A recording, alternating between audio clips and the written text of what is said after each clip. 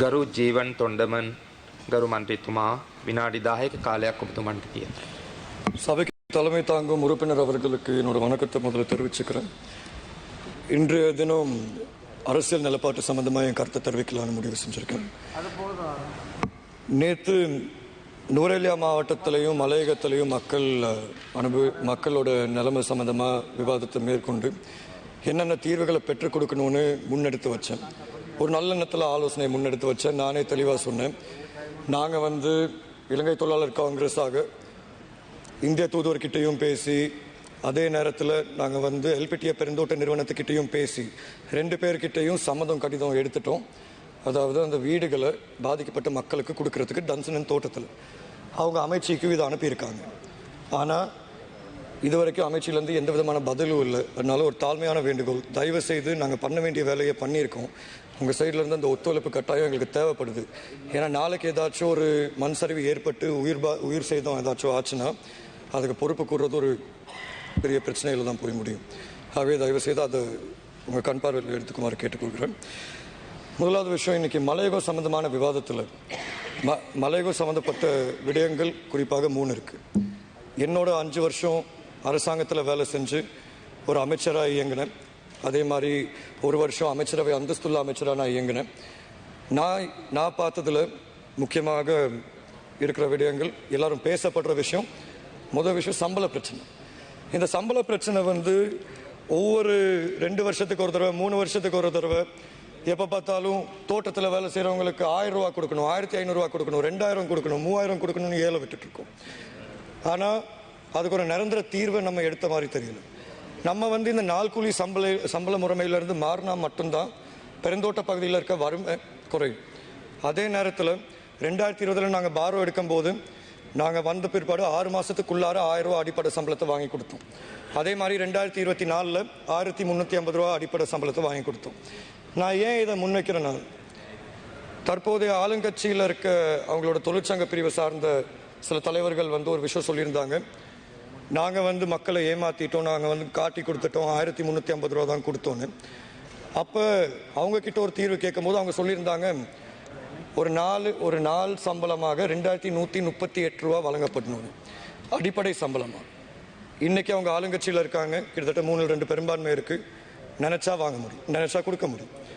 ஆனாலும் இன்றைக்கி நான் உங்களை விமர்சிக்கணும், உங்கள் மேலே குறை சொல்லணும், தவறு சொல்லணும்னு நான் இந்த சபைக்கு பேசுவேன். மக்கள்கிட்ட உண்மையை எடுத்து 2 பேரும் சேர்ந்து சொல்லணும். இரு தரப்பினர்களும் உண்மையை மக்கள்கிட்ட எடுத்து சொல்லணும்.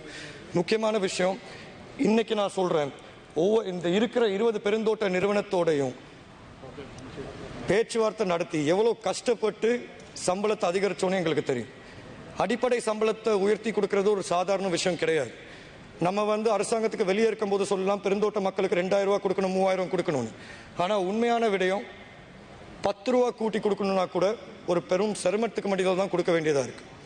அதுக்கு முக்கியமான காரணம் பெருந்தோட்ட நிறுவனத்தின் ஆதிக்கம். அது அரசாங்கத்தோட தவறோ அரசாங்கத்தோட பிரச்சனைன்னு நம்ம பார்க்க முடியாது.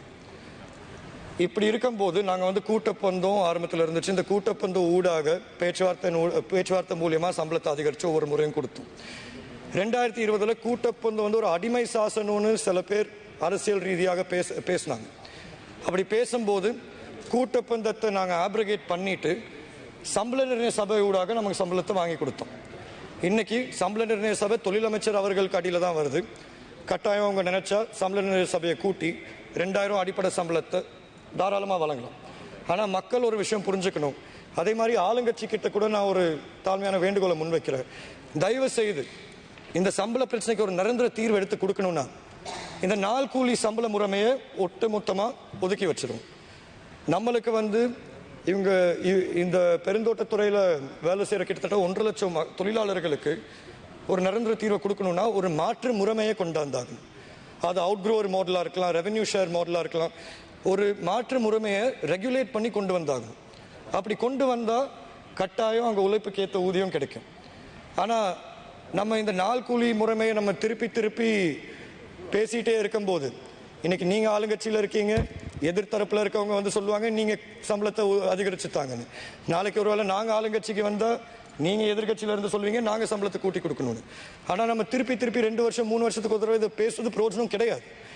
நான் இன்னைக்கு சொல்கிறேன், 2020 நான் அமைச்சராக வரும்போது எதிர்கட்சியிலேருந்து ஒருத்தர் கூட எனக்கு உதவி செய்யலை இந்த மலையக சம்மந்தமாக.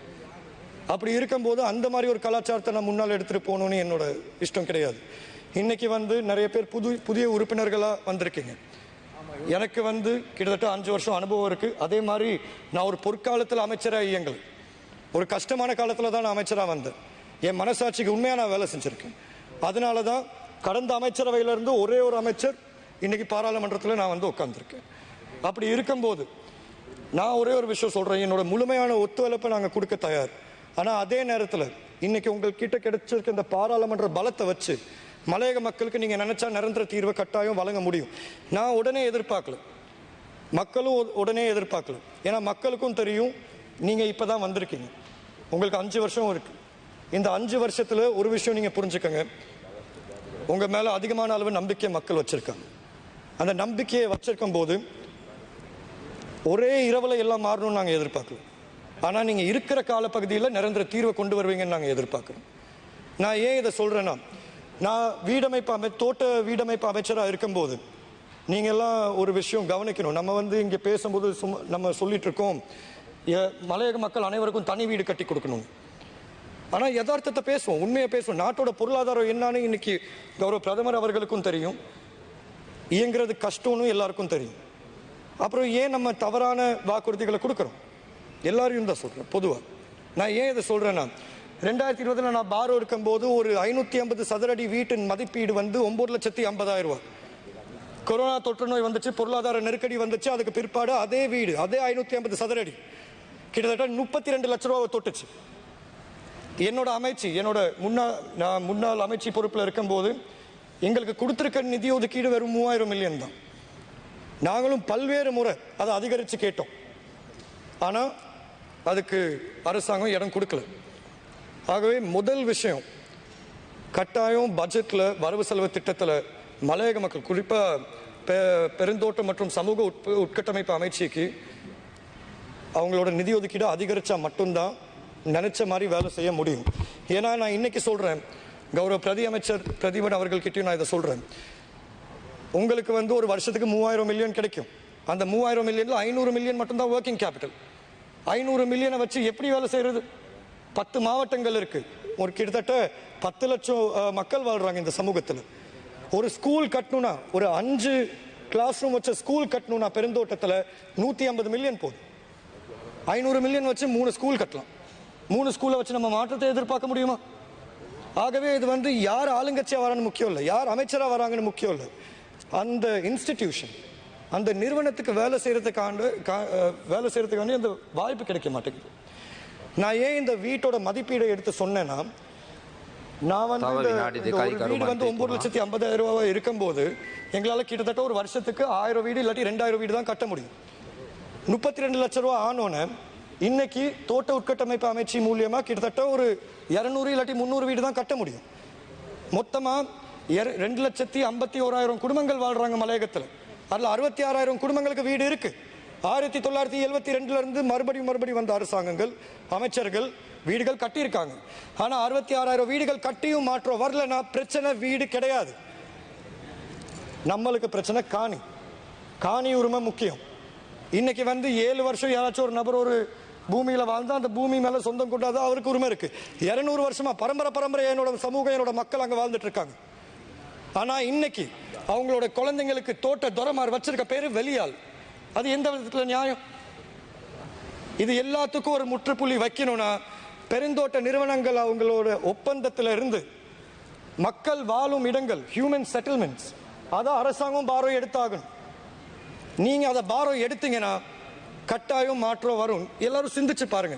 அது ஏன் பெருந்தோட்ட பகுதியில் மட்டும் ஒவ்வொரு தடவை ஒரு வேலை திட்டம் நடக்கணும்னா PHDT அந்த நிறுவனம், ட்ரஸ்ட் நிறுவனம், அவங்க மட்டும்தான் வந்து வேலை செய்ய முடியும். அவங்க மட்டும்தான் ரோடு போடுறாங்க, ஸ்கூல் கட்டுறாங்க, வீடு கட்டுறாங்க, எல்லாம் பண்றாங்க. ஏன் கல்வி அமைச்சியால ஸ்கூல் கட்ட முடியாதா? பெருந்தோட்டத்துக்குள்ளார RDAல ரோடு போட முடியாதா? பெருந்தோட்டத்துக்குள்ளார NHDAல வீடு கட்ட முடியாதா? அப்படி இருக்கும்போது தேசிய நீரோட்டத்துக்குள்ளார மலையக மக்களை உள்வாங்கணும்னா அரசாங்கத்தோட வரப்பிரசாதங்கள் அவங்களுக்கு போய் சேரணும். நான் ஏன் இதை எடுத்து சொல்கிறேன்னா, இன்றைக்கி அரசாங்கத்துக்கிட்ட இருக்க பொருளாதார நிலைமையை பொறுத்து எல்லாருக்கும் வீடு கட்ட முடியாது. கிட்டத்தட்ட 1,57,000 வீடுகள் தேவை மலைய மக்களோட வாழ்க்கையை மாற்றணும்னா. ஆனால் அவங்க எல்லாருக்கும் வீடு கட்டி தர முடியாது. அது உண்மை, அது நம்ம இன்றைக்கி ஏற்றுக்குவோம். ஆனால் அதே நேரத்தில் 1,57,000 குடும்பங்களுக்கு அவங்க வாழ்கிற காணியை சொந்தமாக்கி கொடுக்க முடியும். இப்போ நாங்கள் பாரோ எடுக்கும்போது உரிமையா என்கிற திட்டத்தின் அடியில் காணியை பிரித்து எல்லாருக்கும் கொடுத்தாங்க. கிட்டத்தட்ட நான் என்கிற 1.5 லட்சம் 2 லட்சம் குடும்பங்களுக்கு காணிகள் வழங்கப்பட்டுச்சு. ஆனால் மலையகத்தில் மட்டும் நாங்கள் அவ்வளோ போராடி கூட 1161 காணி உறுதி பத்திரங்கள் மட்டும்தான் தயார் செய்யப்பட்டிருக்கு. அதுக்கு முக்கியமான காரணம் எதிர்கட்சியோட பிரச்சனையோ ஆளுங்கட்சியோட பிரச்சனையோ அரசியல் ரீதியான பிரச்சனையோ கிடையாது. அதுக்கு முக்கியமான காரணம் பெருந்தோட்ட நிறுவனங்களை பொறுத்த வரைக்கும் என் தோட்டத்தில் வேலை செஞ்சால் மட்டும்தான் இந்த தோட்டத்தில் வாழ முடியும். தோட்டத்தில் வேலை செய்யலைன்னா வெளியே போய் ஆகணும். இது ஏன் கட்சிக்காரனுக்கு மட்டும் இல்லை. நான் தயவு செய்து இப்போ முன்கூட்டி சொல்லிக்கிறேன், இல்லாட்டி சில பேர் சொல்லுவாங்க நான் அரசியல் ரீதியாக பேசுகிறேன். நான் இப்போ கூட சொல்கிறேன், இன்னைக்கு இந்த பாராளுமன்றத்தில் ஆளுங்கட்சியை பிரதித்துவப்படுத்தி மலையகத்திலிருந்து உறுப்பினர்கள் வந்திருக்காங்க. என்னோட மனமார்ந்த வாழ்த்துக்களை தெரிவிச்சுக்கிறேன். ஆனால் இன்னைக்கு கலாச்சாரத்தை மாற்றுறதுக்கு உங்களுக்கு ஒரு வாய்ப்பு கிடைச்சிருக்கு. ஏன்னா இன்னைக்கு உங்கள் கையில் அதிகாரம் இருக்குது. நீங்கள் எதிர்கட்சி அரசியல் செய்யணும்னு அவசியம் இல்லை. நீங்கள் இன்னைக்கு சபைக்கு வந்து இவ்வளோ காலமாக எங்களுக்கு ஒன்றும் நடக்கலைன்னு சொல்கிறது முற்றிலும் ஒரு தவறான விஷயம். உங்கள் மனசாட்சிக்கு உண்மையாக நீங்கள் பேசினா உங்களுக்கும் தெரியும். மறைந்த தலைவர் சௌமியமூர்த்தி தொண்டமான் ஐயா அவர்கள் வந்து கல்விக்கும் காணிக்கும் அடையாளத்துக்கும் முக்கியத்துவம் கொடுத்தனால இன்னைக்கு இந்த சபையில் நீங்க வந்திருக்கிறது. ஆனால் நான் இங்கே வந்து வரலாறு பேச விரும்பல. என்னோட 5 வருஷம் அரசியல் காலத்தில் நான் எந்த இடத்துலையும் வரலாறு பேசி நான் அரசியல் பண்ணது கிடையாது. நான் இன்னைக்கு சொல்கிறேன், நான் 5 வருஷத்துக்கு முன்னால் வந்து அதே நோக்கம் அதே இஷ்டத்தோடு தான் நான் இன்னைக்கும் இங்கே இருக்கேன். முழுமையான அளவு உதவி செய்யறதுக்கு நானும் தயாராக இருக்கேன். எங்ககிட்ட தெளிவாக சொல்கிறோம், எங்ககிட்ட கடந்த 5 வருஷத்துல பெருந்தோட்ட நிறுவனங்கள் கிட்ட இருந்த குறைபாடுகள், அவங்களோட அநீதிகள், அதே மாதிரி அவங்க கிட்ட இருக்க சில விஷயங்கள் சம்பந்தமாக எங்களுக்கு ஆதாரமும் இருக்கு. அதுக்கு எப்படி தீர்வெடுக்கணும்னு எங்களுக்கு தெரியும். நம்ம வந்து வீடு கட்டும் போது வீடு கட்டுறதுக்கு பேர் முன்னேற்றம் கிடையாது. வீடு கட்டுறதுக்கு வாய்ப்பு உருவாக்குறது தான் முன்னேற்றம். இன்னைக்கு நம்ம கட்டியிருக்க நிறைய வீடுகள் விற்கப்பட்டிருக்கு. மக்கள் திருப்பி லைனர்களுக்கு போயிருக்காங்க. அவங்க பலத்தை ஏற்றியாங்க. ஆகவே தயவு செய்து இறுதியாக நான் ஒரே ஒரு விஷயம் சொல்ல விரும்புகிறேன். நம்மளுக்கு வந்து இது வந்து உங்க எல்லாருக்கும் கிடைச்ச வாய்ப்புன்னு மட்டும் நான் பார்க்கல. இது நம்ம எல்லாருக்கும் கிடைச்சிருக்க வாய்ப்பு. நான் வந்து என்னைக்குமே கலாச்சார ரீதியாக ஒரு மலையக தமிழன் சொன்னாலும் இன ரீதியாக நான் வந்து ஒரு இலங்கையர். அப்படி இருக்கும்போது உங்கள் எல்லாரோடையும் சேர்ந்து கட்டாயம் நாங்கள் ஒத்துழைச்சி எந்த விதமான பதவி சுயநலமான இஷ்டங்கள் அதெல்லாம் ஒன்றும் இல்லை. ஆனால் ஒன்றா சேர்ந்து வேலை செஞ்சால் கட்டாயம் எங்களுக்கு தெரியும் தீர்வை பெற்றுக் கொடுக்க முடியும்னு. ஆகவே இந்த நன்றி தெரிவிச்சு